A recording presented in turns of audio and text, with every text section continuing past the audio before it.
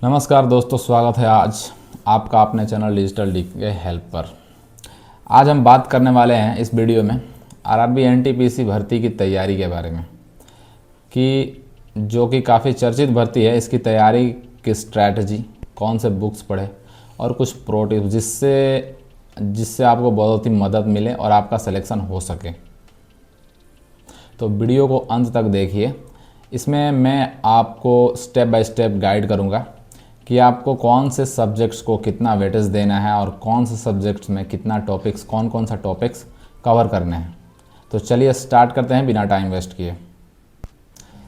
किसी भी एग्ज़ाम को क्रैक करने से पहले आपको उसके एग्ज़ाम पैटर्न के बारे में सारी जानकारी होनी चाहिए। जैसे तो हम इसके एग्ज़ाम पैटर्न के बारे में थोड़ा शॉर्ट में जान लेते हैं फटाफट से। इसके दो एग्ज़ाम होंगे, CBT 1 और CBT 2। CBT 1 का पैटर्न है जिसमें जीके और जनरल अवेयरनेस के 40 क्वेश्चन आते हैं, मैथमेटिक्स के 30 क्वेश्चन आते हैं और रीजनिंग के भी 30 क्वेश्चन आते हैं। ये CBT 1 का आपका एग्ज़ाम पैटर्न है। मतलब आपको इससे समझ लेना चाहिए कि जीके का थोड़ा सा ज़्यादा वेटेज है और बाकी दोनों सब्जेक्ट्स के मतलब बराबर के वेटेज हैं। इस सब्जेक्ट में टोटल 100 क्वेश्चन होते हैं। निगेटिव मार्किंग में इसमें भी है, 1/3 है निगेटिव मार्किंग। और समय सीमा आपको दी गई है 90 मिनट्स, 1.5 घंटे का समय दिया गया है और आपको सॉल्व करना है। बात करते हैं CBT 2 के बारे में। तो CBT 2 के बारे में सारा कुछ सेम होता है, बट क्वेश्चंस की संख्या बढ़ा करके 120 कर दी जाती है और क्वेश्चंस के लेवल थोड़े से हाई होते हैं। तो CBT 1 और CBT 2 के बारे में आपको सारी जानकारी मिल गई। अब हम बात करते हैं क्या क्या सब्जेक्ट्स और क्या क्या टॉपिक्स के बारे में कि कैसे कैसे आप उनको स्टेप बाय स्टेप कवर करें। दोस्तों, सबसे पहले हम बात करते हैं मैथमेटिक्स सब्जेक्ट के बारे में। तो मैथ्स के क्वेश्चन सॉल्व करने के लिए आपके बेसिक बहुत ज़्यादा स्ट्रांग होने चाहिए। जैसे कि आप जोड़, घटाव, गुणा, भागा ये थोड़ा सा फास्ट अपने दिमाग में कर सको। तो ये आपके बेसिक्स हो गए। और बाकी मैं टॉपिक्स बताता हूँ कि आपके कौन से टॉपिक्स कवर करने हैं। टॉपिक की बात करें तो इसमें BODMAS, simplification, ratio, percentage, profit and loss, time and work, simple and compound interest, algebra, geometry and trigonometry, ये जितने भी मैंने अभी टॉपिक्स बताए हैं मैथमेटिक्स के अंदर, अगर ये आपने कवर कर लिया अच्छे से तो आपके 30 में से 30 क्वेश्चंस पक्के, 30 में से 30 नंबर आपके पक्के हैं। लेकिन इनको कैसे स्टेप बाय स्टेप कवर करना है अभी हम बताते हैं आपको। दोस्तों, जैसे कि इनमें से हर एक टॉपिक के बारे में आप रेगुलर 2-2 घंटे पढ़ाई करें। जैसे कि आज हमने सिंप्लीफिकेशन के बारे में 2 घंटा पढ़ा, तो 2 घंटे हमने इस पे अगले दिन अगर थोड़ा बहुत पढ़ाई कर लिया तो अगले दिन 2 घंटे इसके क्वेश्चंस जो भी है 20-30 क्वेश्चंस आप इस पे सॉल्व करके देखें। अगर आपका अभी सिंप्लीफिकेशन पूरा नहीं हुआ है तो आप 2 दिन इसकी स्टडी करें और उसके अगले 2 दिन आप इस पे क्वेश्चंस जो भी हैं 30 क्वेश्चंस या 20 क्वेश्चंस आप इसे सॉल्व करके देखें कि मेरा लेवल कहाँ तक है, मैं कितना सॉल्व कर पा रहा हूँ। तभी आपको पता चलेगा आपकी तैयारी कहाँ तक है। ऐसे करके धीरे धीरे सभी टॉपिक्स के बारे में आप सबसे पहले पढ़ें और उन पे क्वेश्चन सॉल्व करते जाएं। तो धीरे धीरे आपका लेवल बढ़ता जाएगा और आप इन सभी टॉपिक्स को कवर करने में सक्षम होंगे। बुक्स की बात करें तो फास्ट ट्रैक की जो अर्थमेटिक की बुक आती है और RS अग्रवाल की, ये मेरे हिसाब से सबसे बेस्ट है।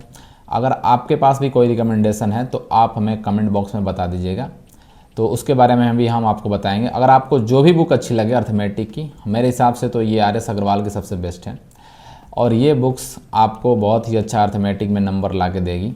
तो अगर आपके हिसाब से भी अगर अर्थमेटिक आपको लगता है कोई और बुक आपको पसंद है तो आप उससे भी पढ़ाई कर सकते हैं, लेकिन पढ़ाई करने का तरीका यही होना चाहिए, ये टॉपिक सारे कवर होने चाहिए। दोस्तों, संडे के दिन आपने पिछले एक हफ्ते में जो भी टॉपिक आपने जो सॉल्व किया है या फिर जिस टॉपिक के बारे में आपने पढ़ा है उस टॉपिक के बारे में सब मिला करके आप एक मॉक टेस्ट दीजिए। जैसे कि मैथ्स का मैंने सिंप्लीफिकेशन, रेशियो और परसेंटेज यदि ख़त्म कर लिया, अगर मान लो 2 हफ्ते में मैंने सिंप्लीफिकेशन, रेशियो और परसेंटेज ख़त्म कर लिया, तो उसके अगले हफ्ते में जो या फिर अगले बार संडे जो भी आता है, संडे को आप तीनों टॉपिक से मिला करके जितने भी क्वेश्चंस बनते हैं उनको सॉल्व करके देखें कि क्या मैंने पढ़ाई अच्छी से की है तीनों टॉपिक्स के बारे में। उसके बाद आप उसकी एनालिसिस करें कि अगर कोई भी क्वेश्चन नहीं बन रहा है तो उसको कैसे सॉल्व किया जाए। आप अपने दोस्तों की मदद ले सकते हैं या अपने टीचर्स की मदद ले सकते हैं। ये आपका स्ट्रेटजी होना चाहिए। बात करते हैं कि अब रीजनिंग में आपको एक्यूरेसी एंड स्पीड दोनों मैटर करता है। स्पीड तो आपको मैथ में भी मैटर करता है, लेकिन इसमें थोड़ा सा ज़्यादा मैटर करता है क्योंकि ये थोड़ा रीजनिंग नाम ही है तर्क शक्ति, इसीलिए ये इसमें थोड़ा सा आपको टाइम ज़्यादा लगेगा। इसलिए आपकी स्पीड और एक्यूरेसी दोनों इसमें मैटर करती है। तो इसमें हम टॉपिक्स कवर करेंगे: coding, decoding, series, blood relation, puzzle, seating arrangement, analogy, Venn diagram और सिलोजिज्म। मतलब ये जितने भी सारे हमने टॉपिक्स बताए हैं, इन सब टॉपिक्स को आप एक एक करके कवर करते जाइए मैथ्स की तरह, मतलब एक एक टॉपिक करके कवर करते जाइए और इन पे सेट्स बनाते जाइए और इनको रिवीजन करते जाइए। संडे के संडे जितने भी आपने तैयारी करी है, संडे के संडे आप इन पे टेस्ट दीजिए 20-30 क्वेश्चन का निकाल करके, 20-30 क्वेश्चन मैथ के और 20-30 क्वेश्चन रीजनिंग के, और सेट दे करके देखिए। आप एनालिसिस कीजिए, खुद से एनालिसिस कीजिए कि कहाँ पे मैं गलत हूँ, कहाँ पे मैं सही हूँ, कौन सा मेरा वीक पॉइंट है और कौन सा स्ट्रॉन्ग पॉइंट है। बुक की बात करें तो एक लुसेंट की रीजनिंग की बुक आती है और एक अरिहंत की verbal and non verbal reasoning की बुक आती है। आप इन दोनों से पढ़ाई कर सकते हैं रीजनिंग की, ये बहुत ही अच्छी बुक है। रीजनिंग आप जितना ज़्यादा प्रैक्टिस करोगे उतना ज़्यादा आपको एक्यूरेसी मिलेगा और फिर स्पीड दोनों मिलेगा। तो सबसे ज़्यादा मैटर करता है स्पीड अगर आपका सही है तो आप 30 क्वेश्चंस आप अपने आप 20 मिनट 25 मिनट इससे या फिर 30 मिनट तक भी लेंगे तो सॉल्व हो जाएगा, क्योंकि जीके जीएस में उतना टाइम लगता नहीं है। अगर आपको आता है तो टिक मारिए, नहीं आता है तो आप छोड़ सकते हैं, तो उसमें उतना टाइम नहीं लगता। लेकिन आप अगर रीजनिंग 30 क्वेश्चंस 30 मिनट में कर लेते हैं तो ये आपकी बहुत ही अच्छी स्पीड है। इस एग्ज़ाम के तीसरे सब्जेक्ट की बात करते हैं, जनरल अवेयरनेस के बारे में। तो जनरल अवेयरनेस ये सबसे बड़ा स्कोरिंग, मतलब ये आप गेम चेंजर कह सकते हैं एक तरह से, कि बहुत ही बड़ा स्कोरिंग सब्जेक्ट होता है क्योंकि इसका वेटेज बहुत ज़्यादा है, 40 नंबर का है, दोनों सब्जेक्ट से ज़्यादा है। तो अगर आप जनरल अवेयरनेस जितना ज़्यादा पढ़ेंगे, जितना ज़्यादा आपको जनरल अवेयरनेस या जनरल नॉलेज की ज्ञान होगी, उतना ज़्यादा आप इसमें मार्क्स उठा पाएंगे। बात करते हैं इस एग्ज़ाम के तीसरे सब्जेक्ट जनरल अवेयरनेस के बारे में। तो जनरल अवेयरनेस का बस एक ही फॉर्मूला है कि आप स्टैटिक जीके और जनरल अवेयरनेस, मतलब कि करंट अफेयर, पिछले 6 से 8 महीने के करंट अफेयर्स जो भी हैं, आप इन पे थोड़ा फोकस कीजिए। स्टैटिक जीके के लिए सबसे बढ़िया बेस्ट बुक है लुसेंट का बुक है, जो कि सबसे बेस्ट है आपके लिए। अगर आपने लुसेंट का बुक ख़त्म कर लिया तो ये आपके स्टैटिक जीके का लगभग 70 to 80% मतलब वो कवर कर लेता है। उसके बाद आपको करंट अफेयर्स लगभग पिछले 6 महीने या 8 महीने के आपको कवर करने पड़ेंगे। आप उसको मंथली या वीकली PDF भी डाउनलोड कर सकते हैं। तो करंट अफेयर्स का एक मैगज़ीन वगैरह भी आप खरीद के पढ़ सकते हैं। और करंट अफेयर का ज़्यादा वेटेज रहता है जनरल अवेयरनेस के एग्ज़ाम में, जो कि 40 नंबर का है, तो उसमें करंट अफेयर्स का ज़्यादा वेटेज रहता है। तो आप करंट अफेयर्स पे भी बराबर का ध्यान दें, स्टैटिक जीके और करंट अफेयर्स दोनों मिलाकर बराबर का ध्यान दें, प्राथमिकता दोनों को दी जानी चाहिए। आपकी फोकस जनरल नॉलेज में ये होनी चाहिए इंडियन रेलवेज़ के जो भी फैक्ट हैं फ़िलहाल में, या फिर इंडियन रेलवे से जो भी रिलेटेड जो भी करंट अफेयर्स हैं उन पे फोकस होना चाहिए आपका। जियोग्राफी पे फोकस होना चाहिए। उसके बाद history, polity and general science, ये सारे विषय आपके पास कवर करने के लिए एक ही बुक है, वो है लुसेंट का जीके मेरे हिसाब से सबसे बहुत बढ़िया है। आप उसको ख़रीद के आप, या फिर आपके पास होगा भी, क्योंकि वो बहुत ही ज़्यादा हेल्पफुल है, तो आप उससे हेल्प ले सकते हैं।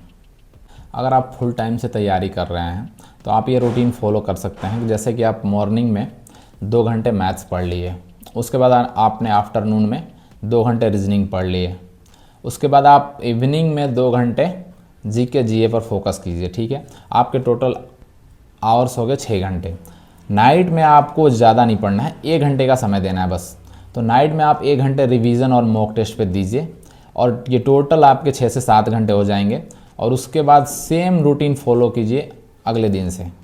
तो अगर आप कंसिस्टेंसी के साथ इतना ही पढ़ेंगे तो आपका सिलेक्शन पक्का हो जाएगा कि रोज़ 2 घंटे हर सब्जेक्ट, 3 सब्जेक्ट है टोटल, 3 सब्जेक्ट के लिए 6 घंटे दीजिए और उसके बाद 1 घंटे आप प्रैक्टिस के लिए दीजिए और रिवीजन के लिए। जो भी हमने दिन में पढ़ा है उसकी रिवीजन नाइट में कीजिए और प्रैक्टिस का भी उसमें यूज़ कीजिए कि आप प्रैक्टिस रात में 1 घंटे प्रैक्टिस के लिए निकालिए या रिवीजन के लिए, दोनों सेम है। कभी किसी दिन प्रैक्टिस कर लीजिए, किसी दिन रिवीजन कर लीजिए।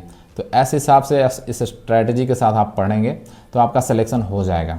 आरआरबी एनटीपीसी में सक्सेस का सबसे बड़ा मूल मंत्र है प्रैक्टिस प्लस एनालिसिस।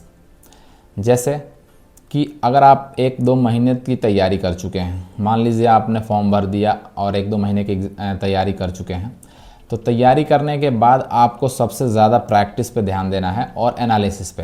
प्रैक्टिस तो हम करते हैं कि कितना, मतलब 100 क्वेश्चन की मॉक टेस्ट हमने दी, उसके बाद उसमें से कितना सही हुआ, कौन से क्वेश्चंस कहाँ पे हमने गलत करे हैं, और किसी क्वेश्चंस को अनअटेम्प्टेड छोड़ा है तो फिर उसके लिए क्या सॉल्यूशन है, उसका सॉल्यूशन भी ढूंढें। तो प्रैक्टिस प्लस एनालिसिस ये सक्सेस का सबसे बड़ा मूल मंत्र है। तो आप इस पे फॉलो कीजिए कुछ दिन स्टडी करने के बाद। अगर आप बिगिनर हैं, अगर आप रिपीटर हैं, तो आप स्टार्टिंग से ही ये स्टेप फॉलो कर सकते हैं।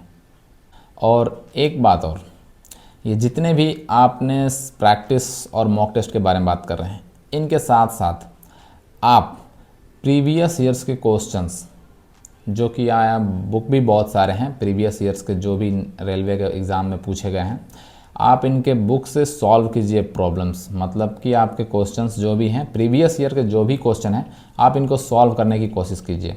क्योंकि कहीं ना कहीं प्रीवियस ईयर्स के जो भी क्वेश्चंस रहते हैं उन पे बेस्ड ही एग्ज़ाम होता है या दोहराया जाता है। ज़्यादातर क्वेश्चंस उन पे ही दोहराया जाता है।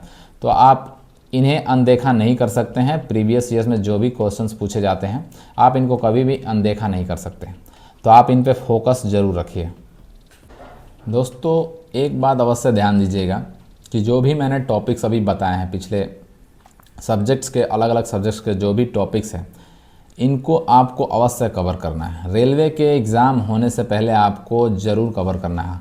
अगर आपको लगता है कि मेरा ये सब्जेक्ट छूट गया है या फिर ये टॉपिक छूट गया है, आप इसको ज़रूर कवर करें। जैसे 2 घंटे ही मिले आपको समय, लेकिन या फिर 2 दिन या 4 दिन जैसे एग्ज़ाम का डेट आता है, ये ना कि अब आप लंबे समय के लिए खींच नहीं सकते। आपको टारगेट लेके चलना पड़ेगा कि 3 से 4 महीने के बीच में ये सारे सिलेबस मेरे कंप्लीट हो जाने चाहिए। उसके बाद आप, अगर आपका समय बचता है, तो आप मॉक टेस्ट या प्रैक्टिस पे सबसे ज़्यादा ध्यान दे सकते हैं कि 100 क्वेश्चंस के मॉक टेस्ट लगाएं, उसमें कितना नंबर आता है आपका, और उस पर आप ज़्यादा ध्यान दे सकते हैं।